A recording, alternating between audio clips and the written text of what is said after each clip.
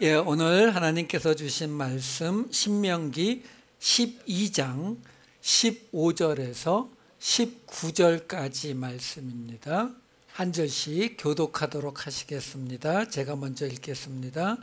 그러나 내 하나님 여호와께서 내게 주신 복을 따라 각 성에서 내 마음에 원하는 대로 가축을 잡아 그 고기를 먹을 수 있나니 곧 정한 자나 부정한 자를 막론하고 노루나 사슴을 먹는 것 같이 먹으려니와 피는 먹지 말고 물같이 땅에 쏟을 것이며 너는 곡식과 포도주와 기름의 11조와 내 소와 양의 처음 난 것과 내 소원을 갚는 예물과 내 낙헌 예물과 내 손의 거제물은 내 각 성에서 먹지 말고 택하실 곳에서 내 하나님 여호와 앞에서 너는 내 자녀와 노비와 성중에 거저는 레위인과 함께 그것을 먹고 또 내 손으로 수고한 모든 일로 말미암아 내 하나님 여호와 앞에서 즐거워하되 함께 읽겠습니다. 너는 삼가 내 땅에 거주하는 동안에 레위인을 저버리지 말지니라. 아멘. 지난주에 11장까지로 이 모세의 두 번째 설교의 서론이 11장으로 끝났습니다. 그리고 이 12장부터 이제 두 번째 설교가 끝나는 26장까지는 모세가 주는 여러 가지 그 계명들이 나오기 시작합니다. 예. 이 계명들을 이제 하나씩 보는데 그 하나하나의 내용보다는 바로 그 계명이 주어진 이유, 그 계명을 주신 하나님의 의도를 찾아가는 데에 집중하면서 가도록 할게요. 우선 이 12장이 처음 시작하는 곳에 보시게 되면 이 모세의 이 신명기의 가장 큰 부분을 차지하는 두 번째 설교의 첫 계명으로 등장하는 게 뭐냐면 그 이제 약속의 땅에 들어갔을 때에 그 약속의 땅에 있는 그 가나안 족속들이 여기저기서 자기들의 신에게 제사드리던 그 제단이나 우상 이런 것들을 다 파괴해버려라. 그 명령이 맨 처음 떨어져요. 옛날 당시에는 우리 그 한국도 예전에 보면은 이 선앙당 같은 게 어디 만들어집니까? 그 마을 입구에 큰 나무가 있는 그 밑에 만들어지잖아요. 왜냐하면 그 큰 나무가 있는 곳에는 어떤 그 이렇게 이 오랫동안 살아간 나무니까 이제 어떤 영혼 내지는 어떤 기 같은 게 있다라고 믿으니까 그런 곳에 선앙당을 세우고 아니면 높은 산이 있는 곳, 그 높은 산이 있는 곳에서 이렇게 우리 절도 그렇고 옛날 그 무당들도 그렇고 그런 깊은 산 속에 많이 들어가서 있잖아요. 한 가지 차이점을 찾으라고 하면 어떤 차이점이 있냐면 한국은 거의 모든 골짜기에 물이 있어요. 그렇기 때문에 깊은 산 속에 들어갈 수가 있어요. 거기에다가 한국은 땅 사이즈에 비하면 꽤 높은 산들이 많습니다. 1500m, 2000m가 넘어가는 산들이 꽤 있거든요. 2000m 넘는 거 하나밖에 없죠. 어쨌든 그렇기 때문에 산 꼭대기에 무당이나 또는 절을 세우진 않아요. 산이 너무 높거든요. 그리고 한국은 겨울이 너무 춥기 때문에 너무 깊이 들어가면 겨울에 죽습니다. 그러니까 한국의 절이나 이런 이 무당들은 그것보다는 좀 골짜기 깊숙한 정도에 가서 절을 짓거나 이렇게 하지요. 근데 이 동네는 이 중동 지방은 그렇지가 않아요. 여기는 우선 높은 산이 거의 없어요. 그러니까 이스라엘 같은 데를 가보게 되면은 거기에 나오는 우리 이번 주 주일날 이제 산상수훈을 볼 텐데 예수님 산상수훈 했던 곳 이렇게 나오지만 실제 우리 가서 보게 되면은 100m나 채 될까? 고도가 그냥 조그만 동산이에요. 동산. 그러니까 그런 사이즈밖에 안 되고 그리고 거기는 물이 없기 때문에 설사 좀 깊은 산이 있더라도 거기 기어 들어갈 수가 없어요. 들어가면 물 없으면은 그냥 죽는 거기 때문에 그러니까 그냥 조금 높거나 조금 이렇게 표시가 되는 그런 곳, 산, 이 큰 나무가 있거나 아브라함도 처음 간 곳이 어디예요? 상수리 나무, 그렇죠? 그러니까 그런 곳에 제단을 쌓았어요. 그러니까 제단이라고 하는 것도 인구가 많이 모여 살았던 그리스나 로마 이 지중해 연안 지역은 제단도 사람이 많으니까 크게 짓죠. 사람 많이 움직일 수가 있으니까. 하지만 이 지역 제단은 굉장히 규모가 작습니다. 그냥 요만한 돌판 몇 개 이렇게 해서 올려놓을 수 있는 그런 제단들이거든요. 그러니까 그거를 다 없애버려라 라고 하나님께서 명령하고 계시는 거예요.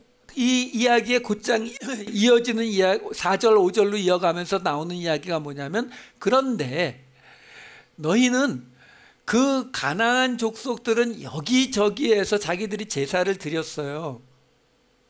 그런데 너희는 여기저기서 제사 드리지 말고 딱 한 군데 하나님께서 택하신 곳 거기에 가서만 제사를 드려라 하는 명령이 그 다음에 따라 나옵니다. 자, 이 어디 가서 제사 드렸어요? 출애굽에서 그 성막을 지어서 그 성막과 함께 광야 40년을 돌아다녔잖아요.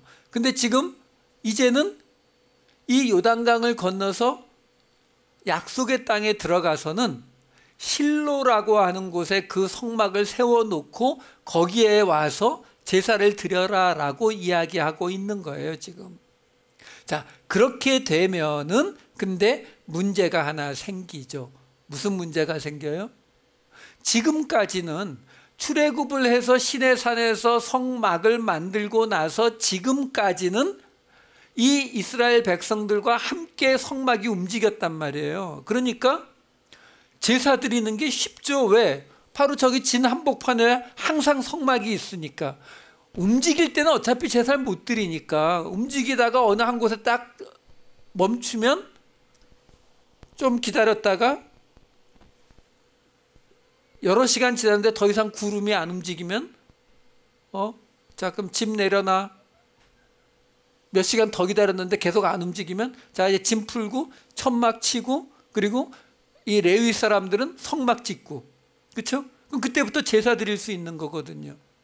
그리고 이 당시에는 그 성막에서 제사 드리는 것뿐만이 아니라 고기를 먹기 위해서는 내가 고기를 먹어야겠다. 그러면 양을 잡아야 되는데 그 양을 어떻게 잡아요? 성막에 가서 잡아가지고 그 피를 성막에 뿌리고 그리고 그 고기를 가지고 와서 제사장이 먹는 거 빼고 나머지 갖고 와서 우리가 먹고 이렇게 했단 말이에요. 자, 문제가 이제 시작되는 거죠. 바로 그 성막이 이제는 이 신명기는 요단강을 건너가서 그 약속의 땅에 들어가서의 이야기란 말이에요. 그럼 약속의 땅에 들어가면은 그 넓은 지역에 12지파를 쭉 늘어놓게 되는데, 그게 실로에 있든 500년 후에 솔로몬 성전이 예루살렘에 세워지든 문제는 그 한 곳에 사람들이 그 모든 이스라엘 전 지역에서 이리로 찾아와야 되는 문제가 생긴다라는 거예요. 왜? 이 신명기는 그때의 이야기니까. 그래서 지금 여기 이 1절부터 14절까지는 무슨 이야기냐면 딱 그 얘기예요. 가나안 족속들이 여기저기서 제사 드리는 뭐 산 밑에 뭐 나무 밑에 이런 거 다 부숴버리고 너희는 하지만 너희는 하나님께 제사는 무조건 한 군데, 그게 어디든 하나님이 택하신 그곳에서만 제사 드릴 수 있어 라고 말하고, 그 다음에 15절부터 뒷부분은 무슨 이야기가 나오냐면, 그런데 고기를 먹을 때에는 너희가 기르던 양이나 뭐 이런 것들을 잡아서 고기를 먹을 때에는 그때마다 너희 지역에서 이 성막이 있는 데까지 올 수가 없으니까, 그렇죠? 차라리 안 먹고 말죠. 그 걸어서 와야 되는데. 그러니까 뭐라고 어떤 이야기가 따라 나오냐면은 오늘 읽은 본문이 그 얘기거든요. 고기 먹는 거는 그냥 아무 데서나 너희들 먹고 싶은 곳에서 그냥 잡아서 먹으라는 거예요. 하나님 앞에 제사는요, 안 드려도 된대요. 유일하게 따라오는 조건이 뭐냐면 그 피를 마시지는 말고, 그래 성막이 없으니까 본래는 피를 받아가지고 그 성막 제단에다가 뿌려야 되는데 성막이 없으니까 어떡하라고요? 마시지는 말고 그냥 바닥에 쏟아버리라고요. 그게 유일한 조건이에요. 그 조건 말고 나머지는 그냥 너희들 먹고 싶은 만큼 아무 데서나 잡아먹어도 된다라고 지금 말하고 있는 거예요. 오늘 이 이야기가요, 사실 지금 이 모세의 두 번째 설교의 이제 본론의 시작이란 말이에요. 여기에서 그동안 말씀드려 오던 이 신명기의 특징이 아주 뚜렷하게 등장하고 있는 거예요. 왜? 우리가 잘 알다시피 레위기에 그 많은 제사를 드리는 이야기가 계속 나왔었잖아요. 근데 그 제사를 드리는 이야기 속에서 이 고기, 자기가 먹을 고기를 제사 안 드리고 먹어도 된다는 이야기가 있었나요? 없었단 말이에요. 그러니까 레위기에 나오는 이야기는 가장 기본적인 이야기를 해준 거예요. 너희는 이렇게 해야 한다. 근데 그 이야기가 이제 그 약속의 땅에 들어가면서는 현실적으로 지킬 수 없는 부분들이 생겨나니까 그때에는 어떻게 하라고요? 이렇게 바꾸라고요. 너희들이 고기를 먹기 위해서 가축을 잡는 거는 마치 너희가 사냥을 해서 노루나 사슴을 먹는 것처럼 그냥 잡아 먹으라는 거예요. 피만 마시지 않으면 되니까 괜찮다, 이렇게 나오는 거죠. 그러니까 결국 이 12장부터 이제 26장까지 이런 계명들이 다시 쭉 나오거든요. 어떤 것들은 레위기나 민수기에 나왔던 것들도 있고 어떤 것들은 나왔던 것이 조금 다른 모습으로 나오는 것들이 있거든요. 그러면 이런 것들을 우리가 볼 때에 어떻게 받아들여야 되냐면, 레위기에 나온 예를 들어서 A부터 B, C, D, F까지 계명들이 있었는데 그 레위기에 있는 계명들 플러스 신명기 계명이 지금 또 G, E, F 이렇게 나오는 거구나, 이렇게 받아들이시면 안 된다고요. 지금 이 신명기라고 하는 책이 우리에게 주는 것은 레위기만 가지고는 제사를 이렇게 드려라 라고 우리가 배웠는데, 그것이 이 신명기에 와보니까 하나님이 제사를 이렇게 드려라 라고 한 것이 그게 목적이 아니라, 왜? 그게 목적이면 이거는 변경 불가능한 거거든요. 근데 그게 목적이 아니라 현실적으로 너무 거리가 먼 경우에는 제사 안 드리고 그냥 먹어도 된다라고 말하고 있단 말이죠. 그러면 여기서 우리가 뭘 찾아낼 수 있는 거냐면, 그러면 레위기에 나오는 제사들도 그것이 무슨 신성 불가침으로 절대 못 바꾸는 그런 이야기들이 아니라 이 하나님의 의도, 그 제사 제도를 우리에게 지키라고 하시는 그 하나님의 의도가 뭔지를 찾고 그 의도에 맞추는 것이 더 중요한 것이다라는 것을 우리가 이 말씀들에서 충분히 우리가 유추해낼 수 있다라는 거예요. 또 다른 계명을 지금 더하고 있는 것이 아니다라는 거죠. 이게요, 근데 여기서부터 이제 우리가 우리의 이 죄된 본성하고 부딪히는 모습이 등장을 합니다. 무슨 말이냐면, 지금요, 이번 주 주일날 산상수훈을 할 거예요. 그 산상수훈이라고 하는 것은 바로 모세와 똑같이 메시아로 오신 예수님이 주시는 두 번째 새로운 십계명이에요. 근데 문제는 내용이 틀려요. 모세에게 주셨던 십계명과 예수님의 산상수훈은 같아 보이는 곳이 하나도 없거든요. 근데 그 다음에 산상수훈이 끝나자마자 예수님이 하시는 말씀이 뭐냐면, 내가 율법과 선지자를 폐하러 왔느냐? 아니요, 완전하게 하러 왔다. 이 말씀을 하신다는 거예요. 그래서 제가 계속 말씀드리는 거예요. 이 신명기라고 하는 것은 마치 신약 시대의 이 말씀의 시대를 똑같이 보여주고 있는 이야기다라는 거죠. 하나님이 주신 말씀이 이미 율법과 선지자가 있었단 말이에요. 있었는데 예수님이 그거를 완전하게 하러 오셨다라고 하시면서 하는 얘기가 뭐냐면, 심령이 가난한 자는 복이 있나니, 이 이야기가 튀어나온다는 거죠. 그러니까 결국 무슨 말이에요? 예수님은 애초부터 하나님이 율법과 선지자를 통해서 우리에게 알려주시고 우리가 깨닫기를 원했던 그 하나님의 의도를 온전히 맞추어서 완성시키시는 이야기가 산상수훈 이야기가 돼버린단 말이에요. 우리가 이 개념이 분명히 잡히셔야 돼요. 그러면 하나님께서 제사를 드리게 한 이유가 뭘까요? 하나님께서 제사를 왜 드리게 했을까요? 한번 우리 상상해 보자고요. 그러면 지금 우리가 이 이야기에서 분명히 우리가 찾아낼 수 있는 게 뭐냐면, 제사라고 레위기에 나오는 그 번제, 소제, 속건제, 속죄제 하는 그 제사가 절대로 바꿀 수 없는 그런 게 아니다라는 걸 알려준 거잖아요. 그렇죠? 그러면 근데 제사를 왜 우리에게 드리게 했어요? 이스라엘 백성들에게? 제사를 통해서 뭘 알 수 있어요? 번제와 소제, 속죄제 같은 제사를 통해서 뭘 알 수 있습니까? 우리가 하나님 앞에 죄인 자리에서 그 죄를 씻음받을 수 있다. 화목제를 통해서는 우리가 하나님과의 관계가 회복될 수가 있다. 이거 가르쳐 주는 거라고요. 그러니까 그걸 알 수만 있다면 그 제사제도의 변경은 가능하다라는 거죠. 조금 더 나가면 나오는데요. 여러분, 그럼에도 불구하고 유대인들은 그 뜻을 따라가지 못했죠. 제가 항상 말씀드리죠.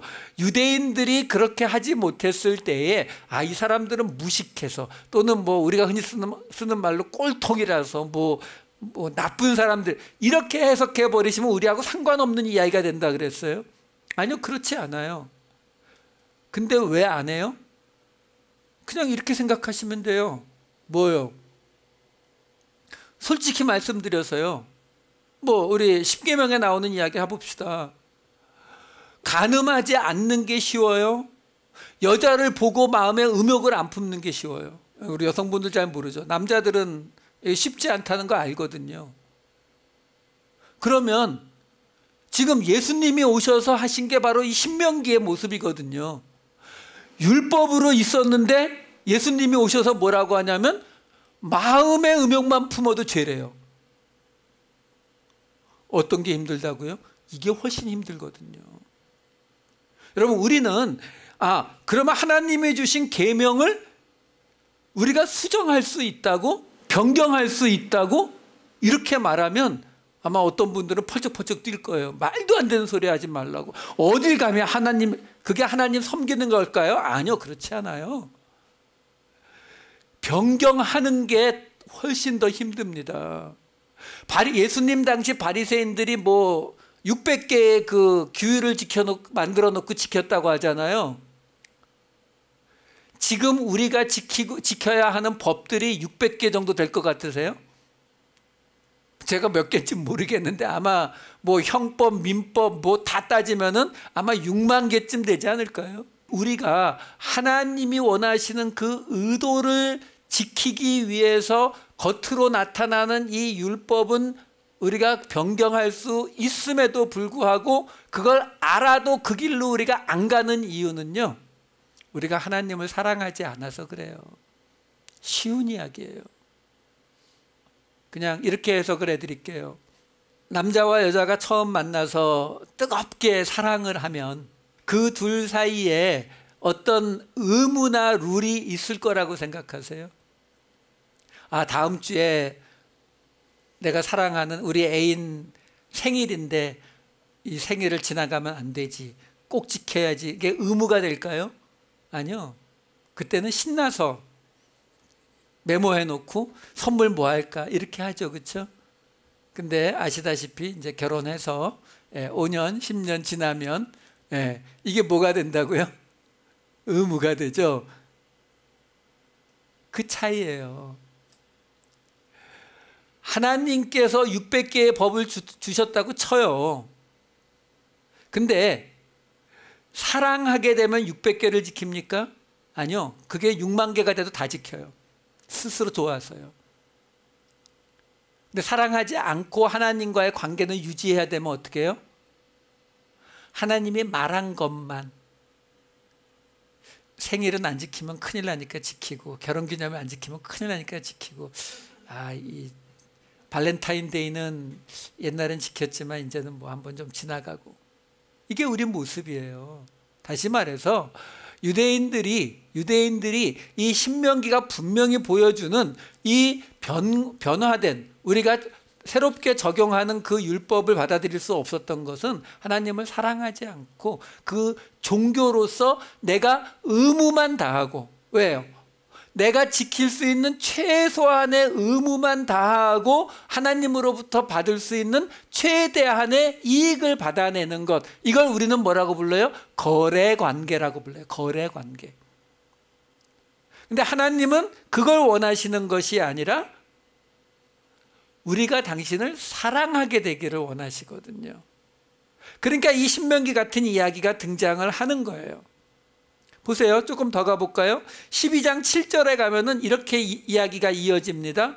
거기 곧 너희의 하나님 여호와 앞에서 먹고 너희의 하나님 여호와께서 너희의 손으로 수고한 일에 복 주심으로 말미암아 너희와 너희의 가족이 즐거워할지니라. 무슨 얘기냐면 하나님께서 지금 무슨 얘기를 하고 있는 거냐면 약속의 땅에 들어갔을 때 가나안 족속들이 제사 드리는 제단이나 우상은 다 없애버려라.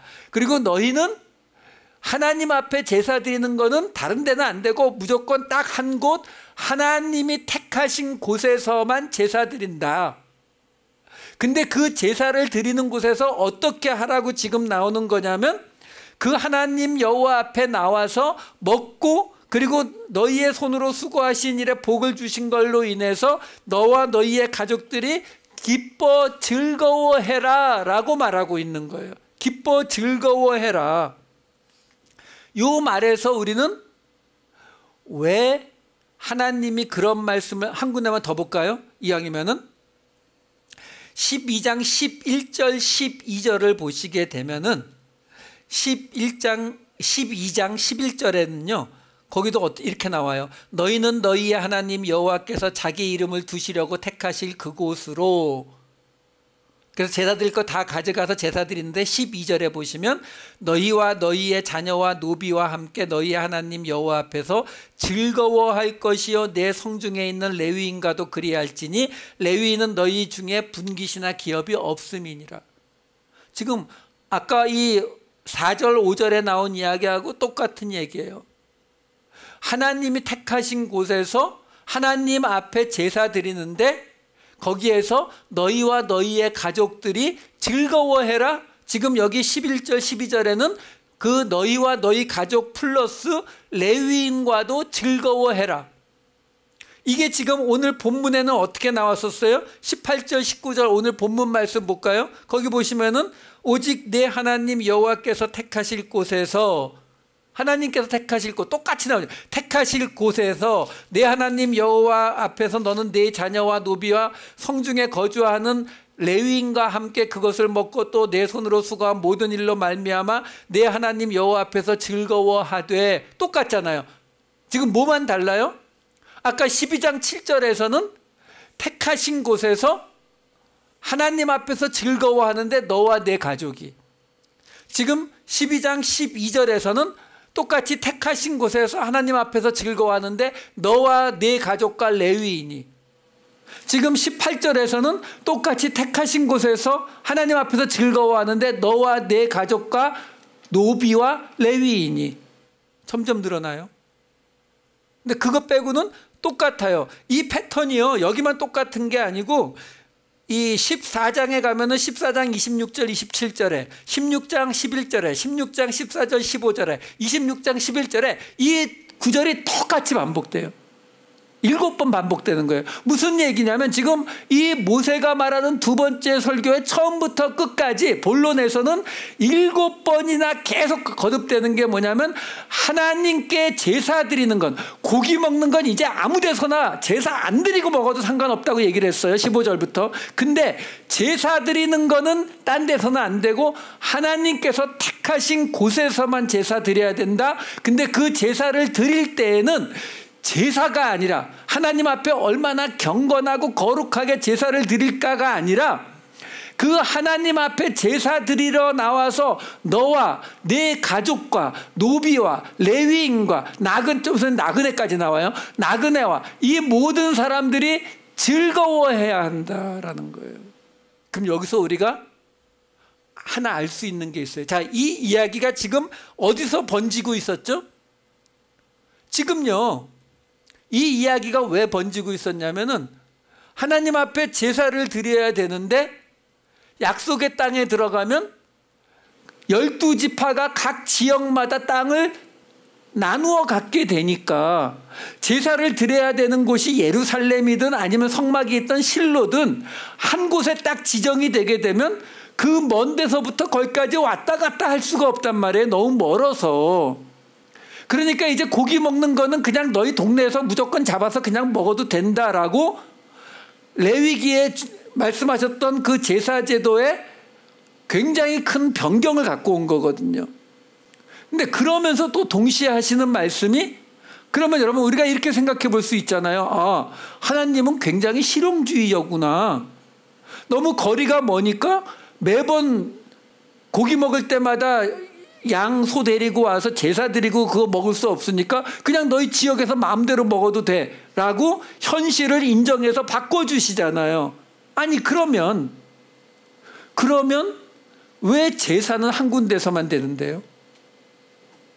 제사도 아니 각 동네마다 제단을, 하나님을 향한 제단을 세우게 해주면, 그러면 저 멀리 먼 곳에서는 막 몇 주씩 또는 뭐 몇 달씩 걸어서, 몇 달씩은 안 걸리겠지만 땅이 작아서 몇 주씩 걸어서 와야 되는데, 그러면 1년에 한두 번밖에 제사 더 드리겠냐고요. 근데 그렇지 않고 지금 고기도 다 아무 데서나 잡아서 먹어도 된다고 하시는 것처럼 제사 드리는 것도 각 지역마다 조그맣게 하나님을 향한 제단을 쌓으면 안 돼요? 왜 하나님이 그건 허락하지 않죠? 여기에서 하나님이 그 제사를 원하시는 하나님의 본래 의도가 등장을 한다고요. 본래 의도. 그 본래 의도가 뭐라고요? 너와 내 가족과 노비와 레위인과 나그네가 함께 하나님 앞에서 즐거워하는 거예요. 여러분 이렇게 생각하시면 간단해요. 이때에 하나님께서 그 12지파의 각 지역마다 제단을 쌓고 제사를 드릴 수 있게 해줬다면 어떤 일이 벌어졌을 것 같으세요? 여러분 이거는 문제는요 1년 2년의 이야기가 아니에요. 10년, 100년, 500년, 1000년의 이야기거든요. 그러면 12지파가 각 자기네 동네마다 좀 큰 도시에다가 제단을 쌓고 하나님께 제사를 드리게 하면요 200년, 300년 지나면은요 각 지파별로 다른 민족이 됩니다. 서로 만날 일이 없잖아요. 만날 일이. 여러분 우리 그 한국에 기독교가 들어오면서, 우리 그 천주교가 들어오면서부터 시작된 가장 큰 싸움이 제사였어요. 제사.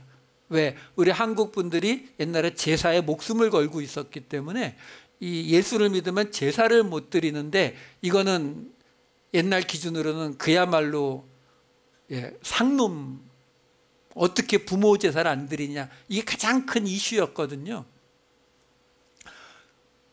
그 문제 때문에 대부분 순교도 당했어요. 그 지금은 교회를 다니면 그냥 이제 제사는 뭐 당연히 안 하는 걸로 끝내버려요. 근데 이 제사가 없어지면서 우리가 놓친 것도 있어요.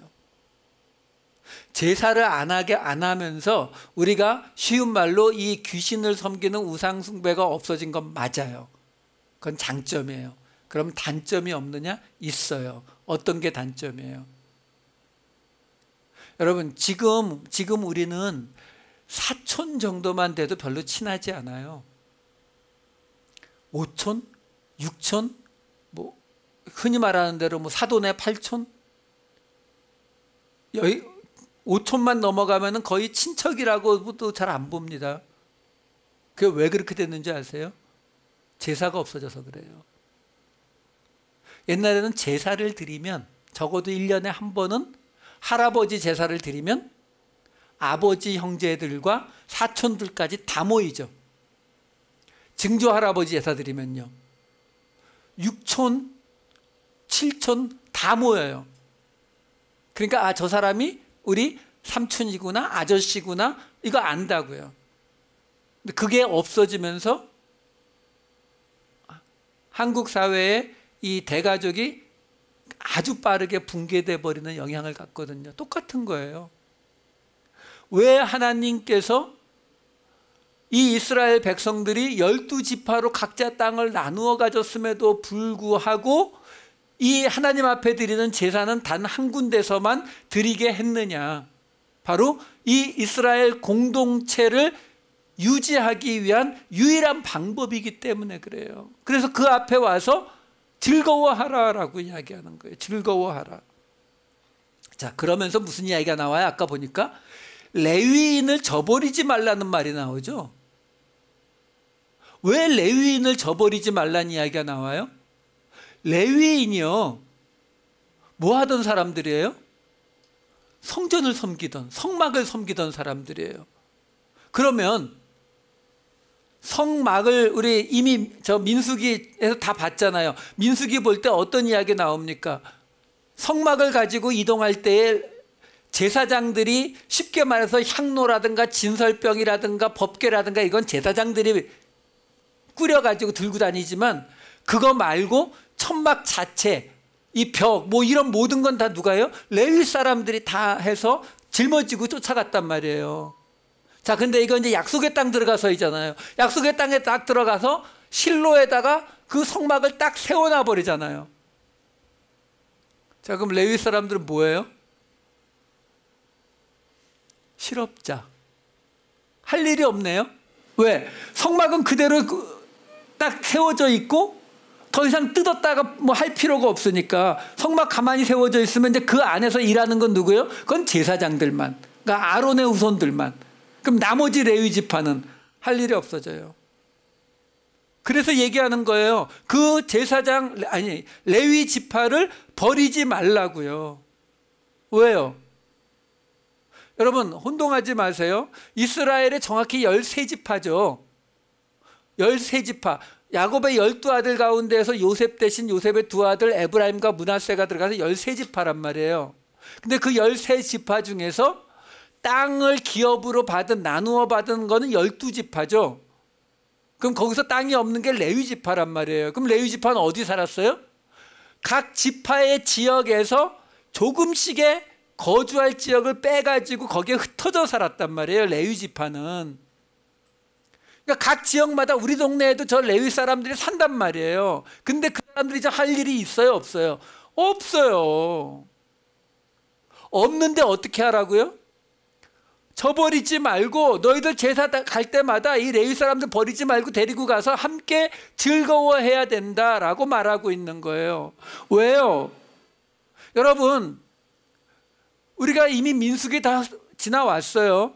민수기 맨 앞에서 인구조사를 할 때에도 레위 지파는 따로 인구조사합니다. 근데 따로 인구조사한 이유가 뭐였어요? 여러분, 레위 지파의 맡은 일이 성막을 운반하는 일, 이동할 때에 성막 주변을 빙 둘러서서 같이 이동하는 일, 이게 레위 지파의 본업이냐라는 거예요. 아니라는 거예요.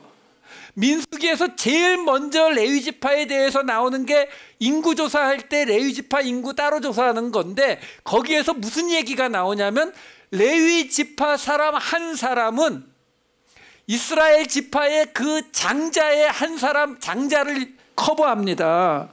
그래서 레위 지파 전체 숫자가 2만 뭐 하여간 3만인가 2만인가 뭐 2만 7천 뭐 몇 명인데, 이스라엘 전체의 장남, 처음 난 사람들의 숫자를 셌더니 레위 지파 숫자가 조금 적어가지고 그 모자라는 숫자만큼은 1인당 5-3개씩 하나님 앞에 속전을 바치는 이야기가 민수기 4장인가 맨 처음에 나오는 이야기예요. 무슨 말이냐면 레위 지파가 맡은 일 중에 가장 본질적인 일이 뭐냐면, 레위 지파는 그 존재 자체가 하나님을 통한 그 구속, 속죄, 죄를 속함받는 그 죽어야 할 장자들, 하나님, 모든 장자는 하나님의 거니까 하나님 앞에 바쳐야 되는 그 장자 대신 바쳐지는 그것을 상징하는 게 레위 지파의 역할이란 말이에요. 이게 레위 지파의 본질이거든요. 그러니까 하나님께서 뭐라고 하는 거예요? 자, 지금은 너희 광야 40년 동안은 레위 지파도 너희는 양 기르고 농사 짓고 하는 동안 레위 지파는 성막 저거 맨날 신경 쓰고 메고 다니고 했으니까 너희가 아무 불만 없었을 거 내가 아는데, 이제 약속의 땅에 들어가서 성막 딱 설치해 놓고 나면 너희들 속에 흩어져 있는 레위 지파 아무 할 일 없이 널브러져 있는 꼬락서니 보면서 너희가 저것들 뭐야, 일 안 할 거면 쟤네들 내쫓아, 뭐하러 우리 음식 나눠주고 그러느냐 라고 할 게 뻔하기 때문에 하나님이 여기서 레위인을 저버리지 말라라고 이야기하는 거예요. 왜? 그 레위인은, 너희들이 그 레위인을 보면서 뭘 느껴야 된다고요? 하나님이 우리를 구원하셨구나, 저들을 통해서 하나님이 우리를 구원하셨구나, 이것 깨달아야 된다라고 말하는 거예요. 우리가 사사기에 가보면은요, 사사기에 가보면은 이 미가라는 사람이 지 멋대로 복 받겠다고 집에다가 이 신상을 만들어요. 우상 만들지 말라는 그 계명을 어기는 거예요. 그래 놓고도 우연히 레위 사람이 하나 지나가니까, 야, 너 우리 신상 만들어 놨는데 네가 이거 제사장 해주라. 제사장 해주겠다고 하니까 그 사람이 하는 이야기가 이 사사기 17장 12절 13절에 이렇게 나와요. 미가가 그 레위인을 거룩하게 구별하며 그 청년이 미가의 제사장이 되어 그 집에 있었더라. 이에 미가가 이르되 레위인이 내 제사장이 되었으니 이제 여호와께서 내게 복 주실 줄을 아노라 하니라. 이거 보세요. 지금 이 미가라는 사람이 잘못된 길로 간 게 맞아요. 왜? 자기 멋대로 우상을 만들어 놓고 복 받겠다고 하고 있으니까. 근데 여기서 우리가 알 수 있는 게 뭐냐면, 이 당시 사람들이 레위 사람들에 대해서 갖고 있는 이 생각이 뭐냐면, 저 레위 사람을 통해서 우리가 하나님의 복을 받는다라고 생각하고 있다는 거예요. 그러니까 이 신명기 말씀이 이 이스라엘 백성들에게 제대로 전달되고 있는 거예요. 할 일이 없어 보이지만 그들을 저버리지 말아야 하는 이유는 그 레위 사람들 때문에 너희의 장자들이 죽지 않고 하나님 앞에 살아있는 것이다, 이걸 설명해 주는 것이기 때문에 그렇다라는 거죠. 그러면 이 모습은 우리에게 뭘 보여줘요? 여러분, 우리가 해야 되는 일이 뭐예요? 선교인가요? 전도인가요? 복음 전하는 건가요? 예, 그것도 좋아요. 그거 하지 말라는 거 아니에요. 근데 그건 뭐에 속하는 일이라고요? 그거는 성막 들고 뜯고 메고 조립하고 그 일하고 똑같은 거고요. 우리에게 주어져 있는 가장 근본적인 일이 있다고요. 그게 뭐라고요? 세상 사람들이 우리를 보고 뭘 느껴야 된다고요? 아, 하나님이 우리를 구원하시는 건지 참. 여러분, 우리가 예수를 믿는다라고 하는 거는 이 세상 속에서 어떤 모습으로 살아가야 되는 거냐면, 제가 그런 이야기 많이 말씀드리잖아요. 이렇게 예수 믿는 사람들에게서 고아와 과부를 돌봐야 되고 뭐 이런 얘기 맨날 말씀드리잖아요. 근데 십자가를 져야 되고 그런 말씀을 드리는 이유가 왜요? 성경에 그렇게 나오는 이유가 뭐예요?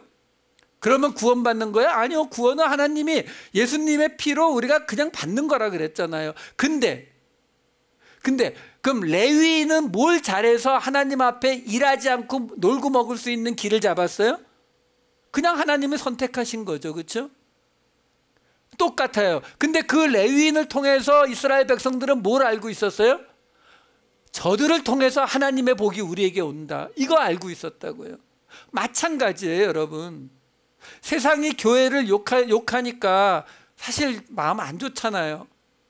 가끔 인터넷 가보면은 교회를 욕하고 심하게는 막 하나님, 예수님 욕하면은 참다 못한 크리스찬들 몇 명이 거기다가 어떻게든 좀 변명해 보려고 몇 마디 썼다가 또 더 욕먹고 막 이런 모습들을 봐요.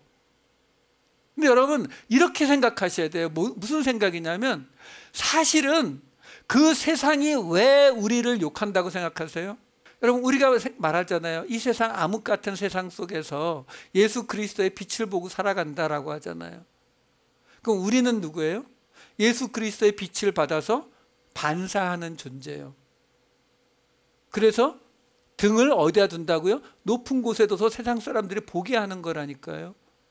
세상 사람들이 이 어두운 사망의 음침한 속에서 살아가면서 도대체 우리는 뭘 바라고 살아가야 될까를 빛을 봐야 되는데, 빛을 바라셔야 될 분들이 깜깜하거든요.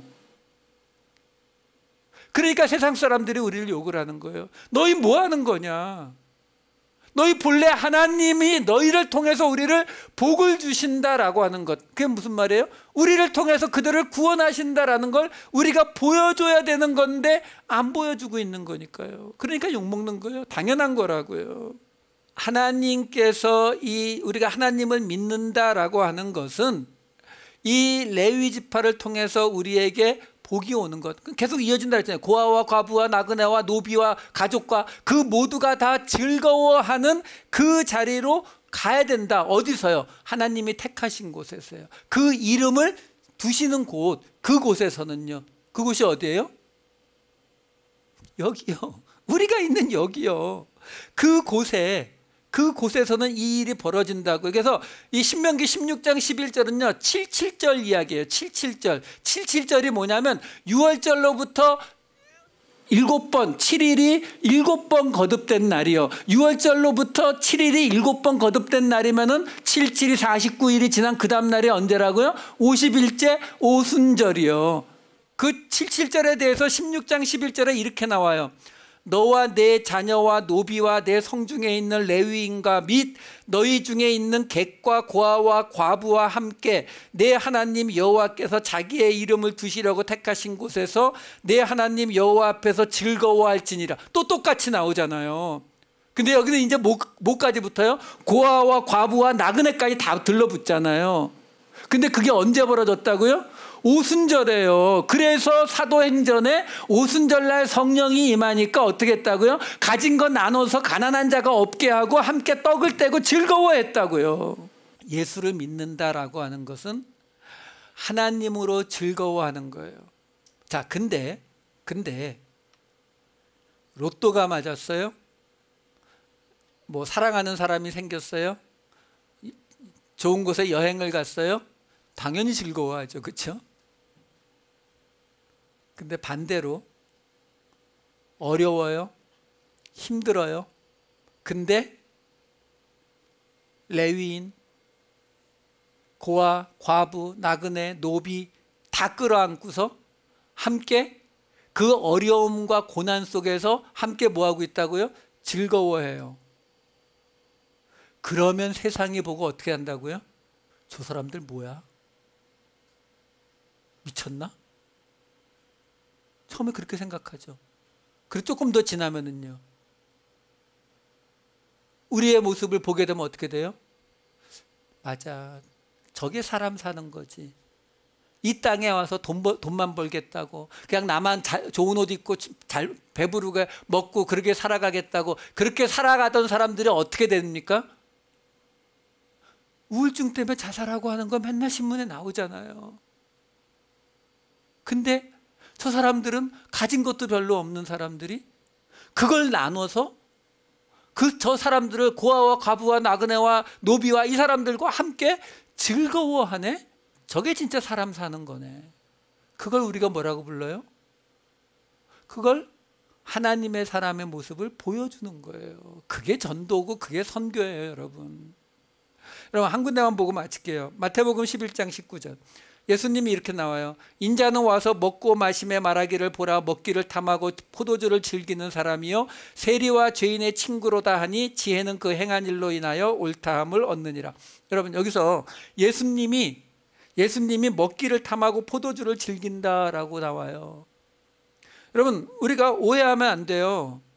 예수님이 이 땅에서 활동하셨던 기간이 우리가 대략 짐작할 때에 나이가 만 30에서 33살이에요. 요즘 제 나이를 기준 잡으면은 그냥 영계예요, 영계. 그 나이에 예수님이 그 뒤에 뭐라고요? 세리와 죄인의 친구요.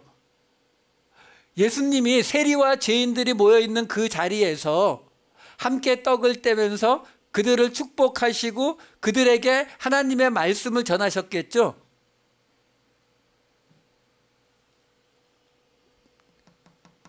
세리와 죄인의 친구요. 친구는 설교하는 사람을 얘기하지 않아요. 같이 먹고 즐기셨다라는 뜻이에요. 같이 먹고 그냥 깔깔거리고 함께 노셨다고요. 예수님이요. 그러면서 뭐라고 나온다고요? 지혜는 그 행한 일로 인하여 옳다함을 얻느니라. 여기서 지혜, 성경에서 지혜는 항상 예수님을 나타내거든요. 그러니까 예수님은 그 행하신 일로 인해서 의롭다, 옳다함, 이 디카에서 옳다함, 의롭다함을 얻는다 이렇게 나오는데, 문제는 많은 이 사본들이 성경은 많아요. 그 사본들 중에는 여기 행한 일로 인하여 옳다함을 얻느니라의 이 행한 일이라는 이 단어 대신 자녀들이라는 단어가 들어가 있는 사본들이 많이 있어요. 누가복음에 이 구절이 똑같이 나오는데요. 그 누가복음에서는 이렇게 나와요. 누가복음 7장 34절 35절에 보면 인자는 와서 먹고 마심에 너희 말이 보라 먹기를 탐하고 포도주를 즐기는 사람이요 세리와 죄인의 친구로다 하니, 똑같아요. 그 다음에 어떻게 나오냐면 지혜는 자기의 모든 자녀로 인하여 옳다함을 얻느니라. 그러니까 마태복음에 나오는 모든 행한 일로 인하여 옳다함을 얻느니라의 다른 사본에는 자녀라고 되어 있는 곳들이 많은데 누가복음은 아예 자녀로만 되어 있어요. 무슨 말이냐면 예수님이 의롭다 하심을 얻는 것은 그가 세리와 이 죄인들과 함께 웃고 떠들고 먹고 마시고 즐거워하는 분이었기 때문에 그 행한 일로 인해서 의롭다함, 옳다함을 입으신 거고, 또 동시에 우리는요, 그 지혜는 누가복음은 뭐라고요? 그 지혜는 그 자녀들로 인해서 옳다함을 얻는데요. 그러니까 예수님은 우리로 인해서 그 예수님의 가르침이, 예수님의 삶이 옳았다, 의롭다함을 얻게 된다라고 말하고 있는 거예요. 무슨 말이에요? 우리 보고도 오늘 이 신명기 말씀처럼 바로 하나님 앞에서 그 공동체를, 한 공동체를 이루는데, 그 공동체는 어떤 공동체라고요? 함께 세리와 죄인과 고아와 과부와 나그네와 이 노비와 이 모든 사람이 함께 하나님 앞에서 먹고 마시고 즐거워하는 공동체, 그걸 만들어낼 때에 아까 말씀드린 것처럼 세상 사람들이 야, 예수 믿으니까 저런 모습이 되는구나. 세상의 부자, 높은 관리 이런 사람들하고 함께 먹고 마시고 즐거워하면요, 지금 한국 기독교 욕먹는 게 딱 그거잖아요. 사람들이 어떻게 해요? 너희도 우리하고 똑같네? 이렇게 되는 거죠. 우리도 부자하고 친하고 싶고, 우리도 높은 자리에 있는 사람하고 친하고 싶고, 우리도 그러고 싶은데 너희도 그러고 있네? 너희는 우리하고 똑같네? 이렇게 된 거고요. 그러면 어떻게 돼요? 우리는 그렇게 하면서 그래도 내가 교회를 다니니까 내가 의롭다라고 말하게 되면은 어떻게 되는 거예요? 세리와 죄인과 먹고 마시고 놀고 즐거워했던 예수님은요, 의롭지 않다함이 된다니까요. 그러니까 예수님, 지혜가 그 자녀로 인해서, 그 행한 일로 인해서 옳다함을 얻느니라. 무슨 얘기예요? 우리가 그 예수 그리스도와 똑같이 세리와 죄인의 친구가 되고 노비와 고아와 과부와 나그네와 함께 먹고 마시고 즐거워하는 모습을 보이는 것을 통해서 바로 예수 그리스도의 사역이, 그의 구원이 옳다함을 얻게 되는 것이다 라고 말을 바꾸면 우리가 이 땅에 부름받은 자로 남아서 우리에게 맡겨진 일이 바로 그 일이다라는 거예요. 세상 사람들이 우리를 볼 때에 아, 맞아, 저렇게 구원받은 하나님을 믿는 자들은 저렇게 다르게 살아가는구나, 나도 저렇게 살아보고 싶다, 이 마음이 들게 하는 것, 그것이 바로 오늘 신명기 맨 앞에서 하나님께서 한 곳에 모여서 함께 예배드리고 제사드리기를 즐거워하기를 원하셨던 이유가 되는 것입니다. 그 즐거운 자녀 공동체를 이루어 가시는 저와 여러분 되시기를 우리 주 예수 그리스도의 이름으로 축원합니다.